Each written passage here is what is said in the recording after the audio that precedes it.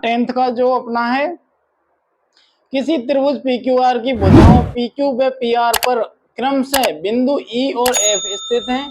निम्नलिखित में से प्रत्येक स्थिति के लिए दर्शाइए कि क्या EF समांतर है QR के। हमें दर्शाना है कि क्या EF जो रेखा है वो QR के समांतर है। तो हम देखते हैं कि एक त्रिभुज में यानी किसी त्रिभुज की एक रेखा के समांतर जब दो अन्य यानी भिन्न भिन्न बिंदुओं पर प्रतिच्छेद करने वाली एक रेखा खींची जाती है तो वह रेखा उस त्रिभुज की उन दोनों भुजाओं को समान अनुपात में विभाजित करती है, ये हम जानते हैं। और यह यदि वह उन्हें समान अनुपात में विभाजित करेगी तो वह क्या होगी, समांतर होगी। और हम ये भी जानते हैं थेल्स थ्योरम के विपरीत में कि यदि कोई रेखा त्रिभुज की दो भुजाओं को समान अनुपात में विभाजित करती है तो वह तीसरी रेखा के क्या होगी, समांतर होगी। तो ये समांतर जब ही होगी जब इन अनुपातों को ये क्या करेगी, समान अनुपात में विभाजित करेगी, इन भुजाओं को समान अनुपात में विभाजित करेगी। तो ध्यान से देखिए, यहां पर हम लिखते हैं आपके लिए, यहां पर हम बना देते हैं एक त्रिभुज जो है क्या है, यहाँ पर दिया हुआ है कि त्रिभुज PQR। तो यहाँ पर हम एक त्रिभुज बना देते हैं PQR। देखिए यहाँ पर एक त्रिभुज इस तरह से त्रिभुज कौन सा बन गया है, PQR। ये त्रिभुज PQR हमने यहाँ पर बना दिया है और इसे नाम दे देंगे PQ और R। ये PQR त्रिभुज है, इस पर PQ व PR पर E और F स्थित हैं। यानी कि यहाँ पर हमारा E है और इधर हमारा क्या है, F है। तो ये हमारी EF रेखा हो जाएगी। तो निम्नलिखित में से प्रत्येक स्थिति के लिए दर्शाइए कि EF समांतर है QR के।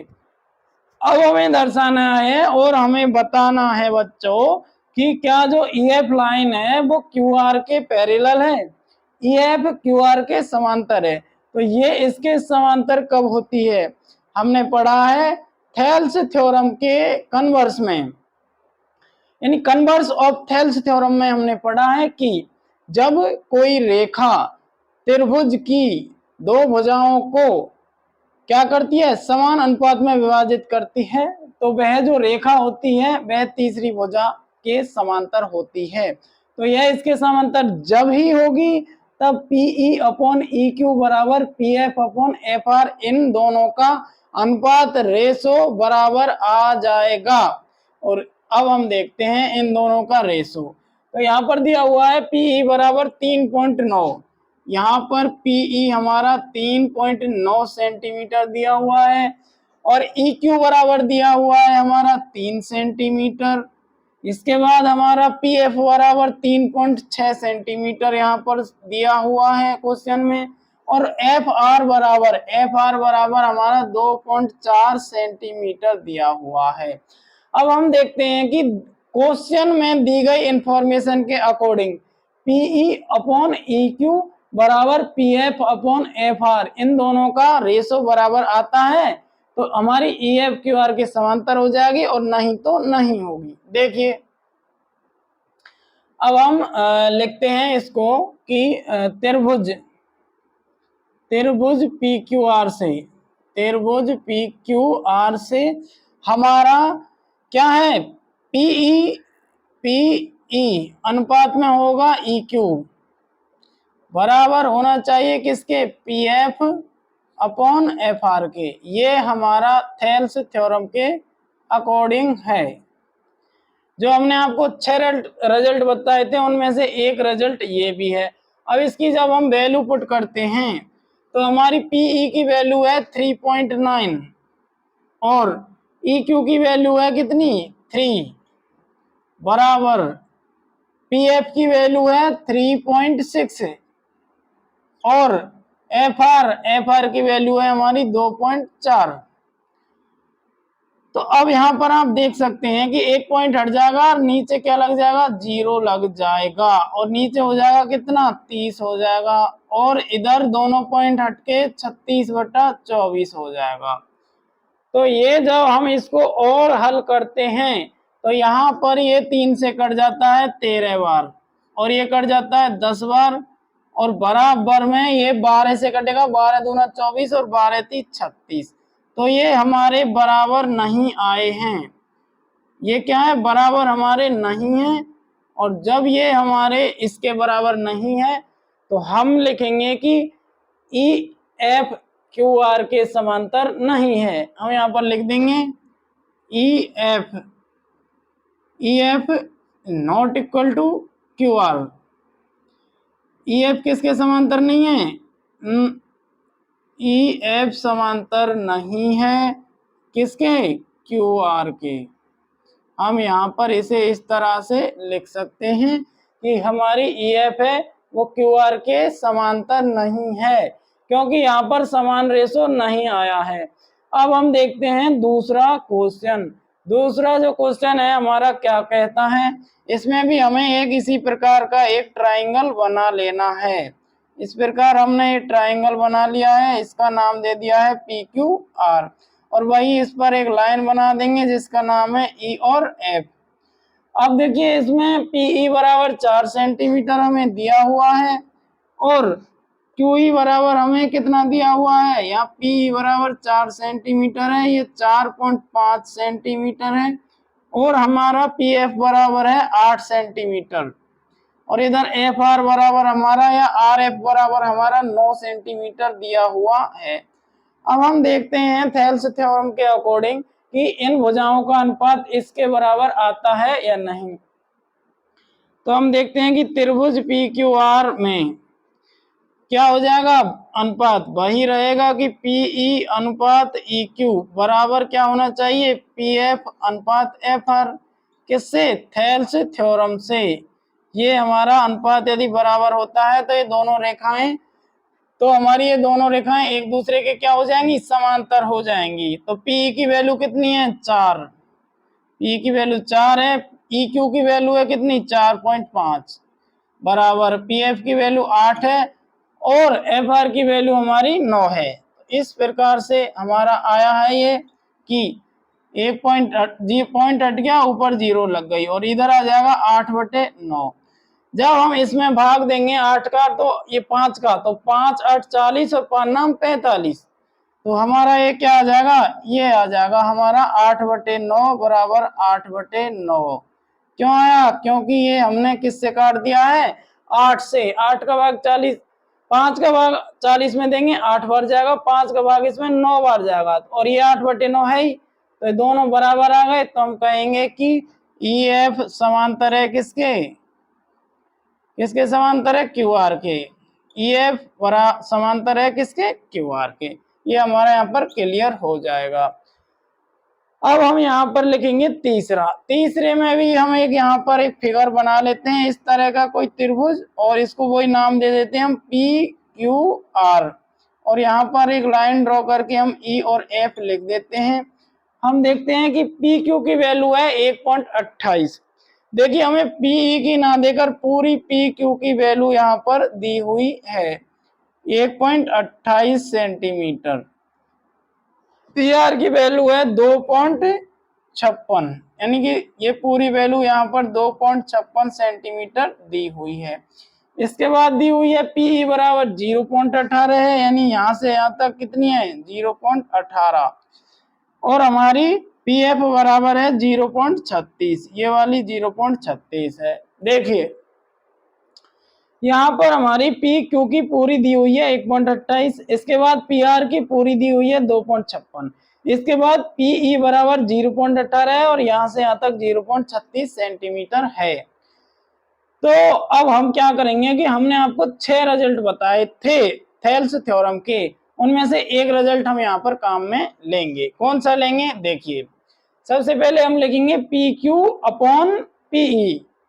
तो देखिए यहाँ पर लिखते हैं हम त्रिभुज पी क्यू आर में, त्रिभुज पी क्यू आर में थेल्स थ्योरम से हम लिखते हैं कि पी क्यू अपॉन पीई बराबर होना चाहिए किसके, P R upon P F के। यदि ये बराबर होता है तो हम कह देंगे कि ये हमारी दोनों लाइन समांतर होंगी। तो पी एफ बराबर है कितना, पी क्यू बराबर 1.28 है और पी ई बराबर है 0.18 बराबर पी आर बराबर है हमारा 2.56 क्योंकि यहाँ पर पी आर लिखा हुआ है 2.56 और इसी प्रकार पी एफ बराबर है 0.36। अब देखिए नीचे भी दो संख्या छोड़ के पॉइंट है, इधर भी यानी समान समान पॉइंट है तो सारे पॉइंट फिनिश हो जाएंगे। तो यहाँ पर बचेगा ओनली 128/18 और यहाँ पर बचेगा 256/36। जब हम इसको काटेंगे तो ये क्या आ जाएगा, इसको जब हम 2 से काटते हैं तो ये आ जाता है 2 नाम 18 यानी 9 से कटेगा और ये 64 से कटेगा तो ये आ जाएगा हमारा 64/9। इसी प्रकार जब हम इसे 4 से काटते हैं तो ये 9 बार कटेगा और ये 4 से 64 बार कटेगा तो दोनों हमारे क्या आए हैं, बराबर आए हैं। तो हम कह सकते हैं कि हमारी जो ईएफ लाइन है वो किसके समांतर है, ईएफ लाइन क्यूआर के समांतर है क्योंकि यहाँ पर हमारे बराबर आए हैं, यहाँ पर भी बराबर आए थे। तो यहाँ पर लिखेंगे कि ईएफ हमारी किसके समांतर हो जाएगी, क्यूआर के। यहाँ पर लिख देंगे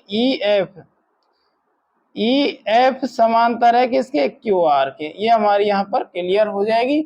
यहाँ पर हमारी समांतर नहीं थी क्योंकि यहाँ पर ये दोनों बराबर नहीं आए थे। तो इन्हें तीनों को ध्यान से देख लीजिए। हमने तीनों के अलग अलग फिगर बनाकर आपको बता दिए हैं कि कौन किसके समांतर है, यानी कि ईएफ क्यूआर के समांतर होगी या नहीं। कौन से क्वेश्चन में, पहले में नहीं होगी, बाकी दूसरे तीसरे में होगी। दूसरे तीसरे में क्यों होगी, क्योंकि इनकी जो भुजाओं का अनुपात है वो आपस में बराबर आया है। देखिए यहाँ पर 8/9 8/9 है, यहाँ पर 64/9 64/9 है। और हम अच्छी तरह से जानते हैं कि जब त्रिभुज की किसी भुजा के समांतर अन्य या भिन्न भिन्न बिंदुओं पर, त्रिभुज की किसी भुजा के समांतर अन्य भुजाओं को भिन्न भिन्न बिंदुओं पर प्रतिच्छेद करने वाली कोई रेखा खींची जाती है तो वह रेखा उन दोनों भुजाओं को समान अनुपात में विभाजित करती है।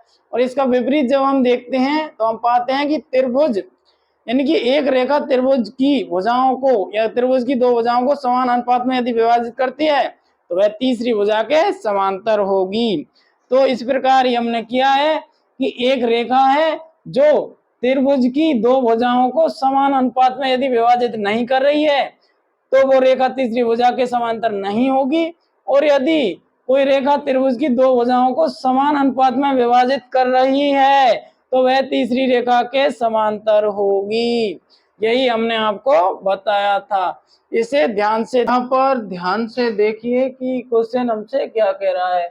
आकृति में यदि LM समांतर है CB के, LM CB रेखा के समांतर है, ये दोनों रेखाएं समांतर हैं, और LN CD के समांतर है यानी पैरेलल है ये दोनों लाइन, तो सिद्ध कीजिए कि AM/AB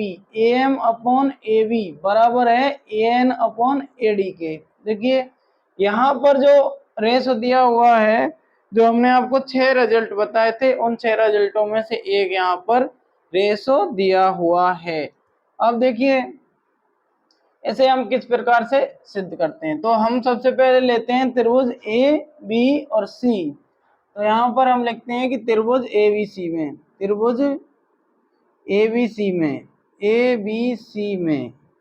त्रिभुज ABC में दिया हुआ है कि हमारा क्या LM समांतर है किसके, CB के। LM CB के समांतर है, ये हमें दिया है। हमें ये दिया है कि ये दोनों रेखाएं क्या हैं, पैरेलल हैं। इसके बाद में हमें क्या फाइंड आउट करना है कि हमें निकालना है कि AM/AB बराबर AN/AD। तो इसे निकालने के लिए हम त्रिभुज ABC में थेल्स थ्योरम का यूज करेंगे। तो हम लिखेंगे कि AM/AL बराबर हो जाएगा A M upon M B, A M upon क्या होगा यहाँ पर एम बी होगा, sorry A M upon M B, क्योंकि थेल्स थ्योरम क्या कहती है हमारी कि दोनों भुजाओं को समान अनुपात में विभाजित करेगी वो लाइन जो उसके समांतर होगी। तो ये जो लाइन है एम एल, ये दो ए बी और ए सी को क्या है समान अनुपात में विभाजित करेगी। तो A M upon M B बराबर हो जाएगा अपन का A L upon L C. तो ये हो जाएगा A L upon L C. ये हमारा किससे किया है हमने, थेल्स थ्योरम से, थेल्स प्रमेय से ये हमने किया है और इसे हम 1 नंबर नाम दे देंगे। इसके बाद देखेंगे हम कि त्रिभुज, दूसरा जो त्रिभुज है एडीसी। देखिए त्रिभुज एडीसी में, त्रिभुज एडीसी में हम क्या देखते हैं कि हमारी एल एन रेखा है वो समांतर है किसके, सीडी के, और ये हमें दिया है। इसके बाद हम देखते हैं थेल्स थ्योरम से, तो हमारा जो एल एन भुजा है, एल एन रेखा है, वो AC और AD को समान अनुपात में विभाजित करेगी, क्योंकि हमें ऑलरेडी दिया हुआ है कि ये दोनों समांतर रेखाएं हैं, यानी ये इसके समांतर रेखा है। और हमने पढ़ा है कि त्रिभुज की किसी भुजा के समांतर जब एक रेखा खींची जाती है और यदि वह रेखा, जब एक रेखा खींची जाती है और वह किस क्या करेगी, दोनों भुजाओं को समान अनुपात में विभाजित करती है। तो यहाँ पर हो जाएगा अपना ए एल, सबसे पहले लिखेंगे A N upon N D बराबर हो जाएगा A L upon L C, और ये हो जाएगा अपना किससे, थेल्स प्रमेय से, थेल्स प्रमेय से हमने इसे किया है। तो इसे हम नाम दे देंगे 2। अब देखते हैं हम कि इन दोनों में क्या कॉमन है, A L upon L C, A L upon L C. तो 1 व 2 से, तो हम यहाँ लिखेंगे कि 1 व 2 से, 1 व 2 से क्या करेंगे, 1 व 2 से इन दोनों को जब हम लिखेंगे तो हमारा ए एम ये हो जाएगा अपना A M upon M B बराबर हो जाता है A N upon N D के। इसके बाद हम क्या करते हैं, इन्हें उल्टा कर देते हैं, क्योंकि हमने 6 रिजल्ट देखे थे। किसके, हमने 6 रिजल्ट देखे थे, और वो देखे थे किसके, वो देखे थे 6 रिजल्ट हमने थेल्स थ्योरम के, जिसके अनुसार हम इनको पलट भी सकते हैं और नहीं भी पलट सकते हैं। वो हम इनके सॉल्यूशन के अनुसार करेंगे कि किस तरह से हमें इनका सॉल्यूशन प्राप्त होगा। तो जब हम इन्हें पलटेंगे तो हमारा रिजल्ट हो जाएगा एम बी अपॉन एम बराबर हो जाएगा N D upon A N. अब क्या करते हैं, हम दोनों पक्षों में एक एक जोड़ देते हैं। तो हम दोनों तरफ जब एक जोड़ते हैं तो ये हमारा हो जाता है M B upon A M plus 1 बराबर N D upon A N plus 1। इस तरह से हमने इनमें एक एक जोड़ दिया है। अब हम इनका एलसीएम लेंगे, तो इसका एलसीएम ए एम आ जाएगा, और ये हो जाएगा अपन का ए एम से ए एम कट जाएगा, M B plus A M, M B plus A M, और इसी प्रकार बराबर में इधर एलसीएम आ जाएगा ए एन, और ये हो जाता है अपना N D plus A N. अब देखिए ध्यान से, M B plus A M B plus A M B ये वाला पार्ट और ये वाला पार्ट, ये पूरा क्या हो जाएगा ए बी, तो इसको हटा के पूरे को ए बी लिख देंगे, और N D plus A N क्या हो जाएगा, ए डी हो जाएगा। तो इधर हम यहाँ पर लिखते हैं कि उसकी जगह क्या लिख देते हैं, ए बी, यहाँ पर हम लिख देते हैं क्या, ए बी, और नीचे क्या है ए एम, बराबर हो जाता है हमारा N A D upon A N. अब यहाँ पर देखिए क्या यही है, ए बी अपॉन, ये इसका उल्टा है, तो हम इसे अब पलट देते हैं, तो ये हो जाएगा एम अपॉन ए बी बराबर ए एन अपॉन ए डी। इस प्रकार से हमारा ये एंस प्रूफ हो चुका है एच पी। एक बार इसे दोबारा देख लीजिए।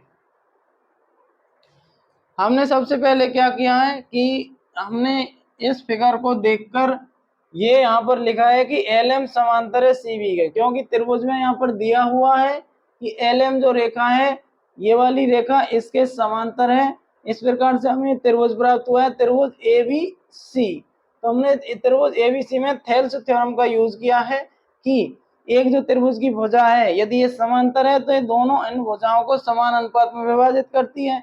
तो हमने समान अनुपात में विभाजित करके यहाँ लिख दिया। इसी प्रकार दूसरे में भी समान अनुपात में विभाजित करके लिख दिया त्रिभुज ADC में LN भुजा के अनुसार। जब हमने देखा कि दोनों में AL/LC कॉमन है तो हमने समीकरण 1 और 2 को इनको बराबर कर दिया है और यहाँ पर हमें निकल के आया है, इससे A कट जाएगा तो ये हो जाएगा AM/MB बराबर AN/ND। फिर क्या किया हमने, इसको उल्टा करके इसमें 1 जोड़ दिया है, इसके रिजल्ट को पलट के इसमें 1 जोड़ दिया, फिर LCM लेके ये आया है।